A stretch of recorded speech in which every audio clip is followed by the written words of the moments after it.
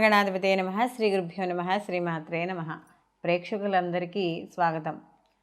2024-25 సంవత్సరం యొక్క మనం ఫలితాలను తెలుసుకుందాం. ద్వాదశ రాశులవి అయితే మరి మామూలుగా ప్రామాణికంగా చూసుకుంటే ఉగాది మనకి ఈ సంవత్సరాదిగా మనం చేసుకుంటాం. అయితే కొంతమంది 24-25 అంటే ఈ ఆంగ్ల నూతన సంవత్సరానికి సంబంధించిన ఫలితాలు కూడా తెలుసుకోవాలని కొంతమంది ప్రేక్షకులకు ఆసక్తి ఎక్కువగా ఉంటుంది. అలాంటి వారి కోసం ఈ 2024-25 సంవత్సర ఫలితాలు ఇవి నవగ్రహ సంచారాలను అనుసరించి తీసుకోవడం అనేది మామూలుగా జరుగుతుంది మనకి.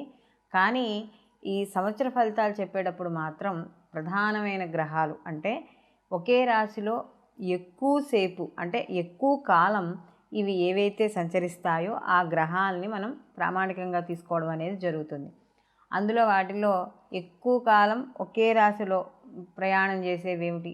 శని భగవానుడు, అలాగే గురువు, రాహుకేతువులు. ఈ 4 గ్రహాలని ఆధారంగా చేసుకుని 2024-25 మనం సంవత్సరానికి సంబంధించిన ఫలితాలు తెలుసుకుందాం. సింహరాశి వారికి కానీ ఈ 2024 సంవత్సరంలో మనకి శుభాశుభ ఫలితాలు కానీ తెలుసుకుంటే ప్రధాన గ్రహాలుగా మనం శని భగవానుడు, అలాగే గురువు, రాహుకేతువులను తీసుకోవడం అనేది జరుగుతుంది. అయితే ఇక్కడ గురువు వీళ్ళకి ఏప్రిల్ మాసం వరకు కూడా అంటే ఏప్రిల్ వరకు కూడా గురువు వీళ్ళ జన్మస్థానాన్ని ఏదైతే ఉందో అంటే ఈ జన్మరాశిని ఏదైతే ఉందో ఆ జన్మరాశిని చూడడం అనేది జరుగుతోంది. అలాగే ఇక్కడ గురు దృష్టి మళ్ళీ వీళ్ళకి ఈ జన్మరాశి నుండి కూడా వీళ్ళకి చతుర్థ స్థానాన్ని చూడడము, అలాగే వీళ్ళకి ఎప్పుడైతే ఈ గురువు యొక్క దృష్టి అలాగే శని భగవానుడి యొక్క దృష్టి రెండు వీక్షణ కూడా వీళ్ళకి ఉంటున్నాయో కాస్త వీళ్ళకి ధర్మబద్ధమైన కార్యక్రమాలు ఎక్కువగా చేసుకోవడం అనేది జరుగుతుంది. అయితే ఇక్కడ వీళ్ళకి గురువు వచ్చేటప్పటికి అంటే ఈ సింహరాశి వాళ్ళకి కానీ వచ్చేటప్పటికి గురువు పంచమ అష్టమాధిపతి అయిన గురువు వీళ్ళకి నవమ స్థానంలో ఉండి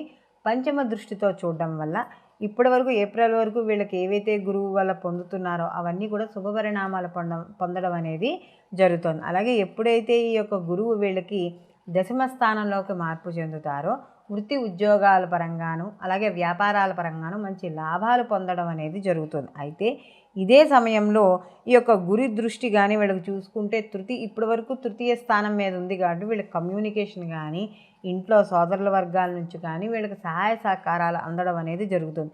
ఎప్పుడైతే వీళ్ళకి ఈ సింహరాశి వాళ్ళకి ఈ ఏప్రిల్ తర్వాత వీళ్ళకి చతుర్థ స్థానంలో గురు యొక్క దృష్టి పడుతుందో అప్పుడు వీళ్ళు ఇళ్ళు, స్థలాలు, స్థిరాచరాస్తులు అదే కొనుగోలు చేయడం, లేదా వాహనాలు కొనుక్కోవడం, కొత్తవి ఏవైనా లేదా మార్పులు చేయడం, తల్లి ఆరోగ్యాల విషయాలపై అనుకూలత ఉండడం, ఏదైనా కొత్తగా ఏదైనా పనులు చేపట్టాలి, లేకపోతే రియల్ ఎస్టేట్ వాళ్ళు ఎవరైతే చేస్తున్నారో ఇప్పటి వరకు ఎవరైతే ఇబ్బంది పడుతున్నారో రియల్ ఎస్టేట్లో వాళ్ళందరికీ కూడా మంచి లాభాలు రావడం, లేకపోతే కన్స్ట్రక్షన్స్ మధ్యలో ఆగిపోయి ఉండడం, సిమెంటు ఇలాంటి వాళ్ళకి ఎవరైతే అలాంటి వ్యాపారాలు ఎవరైతే చేస్తున్నారో లేకపోతే ఐటీ రంగంలో ఉన్న వాళ్ళకి వీళ్ళందరికీ కూడా మంచి లాభాలు, వ్యాపారం చేసే వాళ్ళకి లాభాలు, అలాగే వృత్తిపరంగా ఉద్యోగపరంగా చేసే వాళ్ళకి మంచి ప్రమోషన్లు, మార్పులు రావడం అనేది జరుగుతుంది. అయితే ఇక్కడ సింహరాశి వాళ్ళకి కానీ చూసుకుంటే ద్వితీయ స్థానంలో కేతు యొక్క సంచారం అనేది కొద్దిగా వీళ్ళకి ఇక్కడ మనం మైనస్ పాయింట్గా చెప్పుకోవచ్చు. ఎందుకంటే వీళ్ళకి ఈ ద్వితీయ స్థానంలో కేతు యొక్క సంచారం వల్ల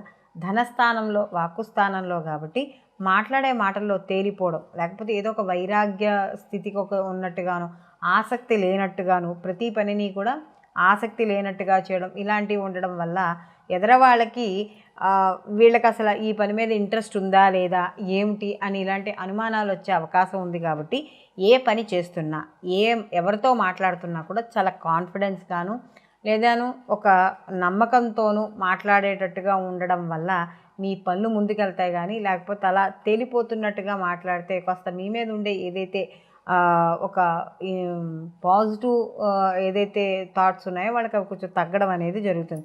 అలాగే ఇదే సమయంలో వీళ్ళకి అష్టమ స్థానంలో రాహు యొక్క సంచారం ఎప్పుడైతే రాహుకేతులు ఎప్పుడైతే మనకి ఇక్కడ తులలో ఉన్న కేతు కన్యలోకి అలాగే మనకి మేషంలో ఉన్న రాహు మీనంలోకి ఎప్పుడైతే సంచారం చేశారో వీళ్ళకి ఆకస్మిక ఇబ్బందులు రావడం అనేది జరుగుతుంది. అంటే ఆర్థికంగా కాస్త ఏప్రిల్ వరకు గురువు యొక్క అనుగ్రహం ఉండడం వల్ల నడిచిపోతుంది. కానీ తదనంతరం గురువు యొక్క మార్పు ఎప్పుడైతే దశమంలోకి మార్పు చెందడం వల్ల వృత్తి ఉద్యోగాల్లో అనుకూలంగా ఉన్నా వీళ్ళకి ఆరోగ్యపరంగా కావచ్చు, లేకపోతే ఏదైనా వాహనాలు నడిపేటప్పుడు కావచ్చు, ఇలాంటి విషయాల్లో జాగ్రత్త వహించాలి. సమయానికి తిండి, నిద్ర, ఆరోగ్యానికి సంబంధించిన ఏదైనా ప్రాణాయామం చేయడం, ఇలాంటివన్నీ కూడా వీళ్ళు తప్పనిసరిగా చేయాలి. ఎందుకంటే వీళ్ళకి శని భగవానుడు యొక్క దృష్టి కూడా వీళ్ళ రాశి మీద ఉండడం, ఇదే సమయంలో వీళ్ళకి మిగతా రాహుకేతుల వల్ల అనుగ్రహం అనేది సరిగ్గా లేకపోవడం, గురుబలం కూడా కొద్దిగా తగ్గడం ఏప్రిల్ నుంచి. కాబట్టి వీళ్ళు కాస్త కొద్దిగా జాగ్రత్తగా ఉండాల్సింది ఏప్రిల్ అంటే మే నుంచి వీళ్ళు డిసెంబర్ వరకు మాత్రం ఈ సింహరాశి వాళ్ళు జాగ్రత్తగా ఉండాలి. అలాగే వీళ్ళు చేసే వృత్తి ఉద్యోగాల్లో, వ్యాపారాల్లో మే దగ్గర నుండి కూడా కాస్త ఎవరినైనా సలహాలు తీసుకుని, ఎవరైనా అనుభవం ఉన్న వాళ్ళ సలహాలు తీసుకుని ముందుకు వెళ్ళడం అనేది మంచిది. ఇంట్లో శుభ కార్యక్రమాలు అవన్నీ కూడా వీళ్ళు చేయడం అనేది జరుగుతుంది. ఎందుకంటే గురు దృష్టి కూడా వీళ్ళకి ఏప్రిల్ వరకు ఉంది. వివాహం కాని స్త్రీలు కానీ పురుషులు కానీ ఎవరైనా ఉంటే వీళ్ళు ఏప్రిల్లోపు ఇలాంటి ప్రయత్నాలన్నీ చక్కగా చేసుకోవచ్చు. ఎందుకంటే గురు అనుగ్రహం అనేది మీకు తప్పకుండా ఉంది కాబట్టి. ఎందుకంటే కేతువు వీళ్ళకి ద్వితీయ స్థానంలో, కుటుంబ స్థానంలో ఉన్నా కూడా వీళ్ళకి కొంతవరకు అనుకూలత రావడం అనేది జరుగుతుంది. అందులో వీళ్ళకి సప్తమ స్థానంలో ఈ శని భగవాన్ యొక్క సంచారం కూడా జరుగుతోంది కాబట్టి మధ్య మధ్యలో వివాహానికి ఆలస్యం అయ్యే అవకాశాలు కనబడుతున్నా కూడా గురు అనుగ్రహం వల్ల ముందుకు వెళ్ళడం అనేది జరుగుతుంది. ఈ రాశిలో ఎవరైతే వివాహం కాని స్త్రీలు కానీ పురుషులు ఉన్నారో వాళ్ళు నిత్యము కూడా ఎక్కువగా అమ్మవారిని ఆరాధించడం వల్ల ఏవైతే పనులు ఉన్నాయో అవి ముందుకు వెళ్ళడం అనేది జరుగుతుంది. అలాగే వీళ్ళు చేసే సంతానపరంగా చేసే ప్రయత్నాలన్నీ కూడా ఫలిస్తాయి. అలాగే సంతానపరంగా సంబంధించిన విద్య కావచ్చు, వివాహం కావచ్చు, వాళ్ళు చేసే వ్యాపారం కావచ్చు, అవన్నీ కూడా మీకు కాస్త ఊరట లభించడం అనేది జరుగుతుంది. అలాగే ముఖ్యంగా ఈ పంచమ స్థానాధిపతి యొక్క అనుగ్రహం వల్ల సంతానానికి కూడా వివాహం అయ్యే అవకాశం అనేది ఇక్కడ కనబడుతోంది. సంతానపరంగా వాళ్ళు కూడా వృత్తి ఉద్యోగాల్లో విద్యా ప్రకారం ఎవరైతే ఈ సింహరాశిలో ఉన్న విద్యార్థులు ఉన్నారో వాళ్ళకు కూడా మంచి విద్య రావడము, ఎడ్యుకేషన్ పరంగా ముందుకెళ్ళడం అనేది జరుగుతుంది. వాళ్ళు కూడా లోన్స్ కావచ్చు, వాటి కోసం అప్లై చేసేవాళ్ళు, లేకపోతే విదేశాల్లో స్థిరత్వం కావాలనుకున్న వాళ్ళు, వీళ్ళందరికీ కూడా కాస్త అనుకూలంగానే ఉంటుంది. అయితే ఇక్కడ సింహరాశి వాళ్ళ అనవసరమైన గొడవల్లోనూ లేకపోతే సంబంధం లేని విషయాల్లోనూ చిక్కుకోకుండా జాగ్రత్త వహించడం అనేది మంచిది. అలాగే ఈ సింహరాశి వాళ్ళకి సింహరాశిలో ఎవరైతే స్త్రీలు ఉన్నారో వాళ్ళకు కూడా సామాన్యంగా మే దగ్గర నుంచి కూడా వాళ్ళు కూడా కొంచెం ఆరోగ్య విషయాల్లో కావచ్చు, బయట ఎవరితోనైనా మీ పర్సనల్ విషయాలు మాట్లాడేటప్పుడు కావచ్చు, ఇలాంటి విషయాల్లో తప్పకుండా ఇక్కడ జాగ్రత్త అనేది వహించాలి ఈ సింహరాశి వాళ్ళు. ఇక్కడ మనం ఇప్పటి వరకు 2024-25 సంవత్సరం మనకి సంవత్సర ఫలితాలు చెప్పుకున్నాం కదా.